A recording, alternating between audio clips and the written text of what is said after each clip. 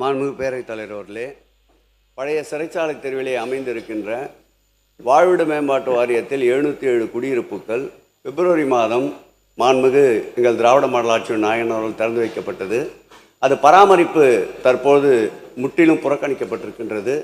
சுகாதாரத்துறை, மின்சார தடை, குப்பை அள்ளுவது, தானியங்கி இயங்குவது தடை செய்யப்பட்டு முற்றிலுமாக அந்த மக்கள் பெரிதும் பாதிப்புக்குள்ளாகி இருக்கிறார்கள்.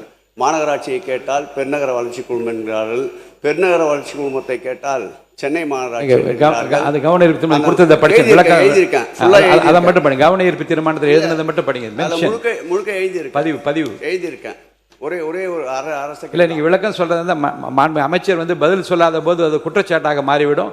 அவர்கள் கூர்ந்து பதிவு மட்டும் பண்ணுங்க, நான் பதில் சொல்றேன். அது என்னவென்றால், நான் இந்த கவன ஈர்ப்பை கொடுத்து 10 நாட்களுக்கு பிறகு நேற்றைக்கு முன்தினம் கூட புறக்காவல் நிலையம் செயல்படாததால் பெரும் கலவரம் ஏற்பட்டு விஜய் போண்டா என்பவரும் ஆனந்த் என்பவரும் தாக்கப்பட்டு தற்போது ஆபத்தான நிலையில் மருத்துவமனையில் அதிக்கப்பட்டிருக்கிறார்கள். ஆகவே உரிய ஏற்கனவே ஏற்படுத்திய கட்டமைப்புகளுக்கு பராமரிப்பை செய்ய வேண்டும் என்று பேரவைத் தலைவர் வாயிலாக இந்த துறை அமைச்சரை கேட்டுக்கொள்கிறேன். இந்த கவனத்தை ஈர்க்கிறேன். அவையின் கவனத்தை ஈர்க்கிறேன்.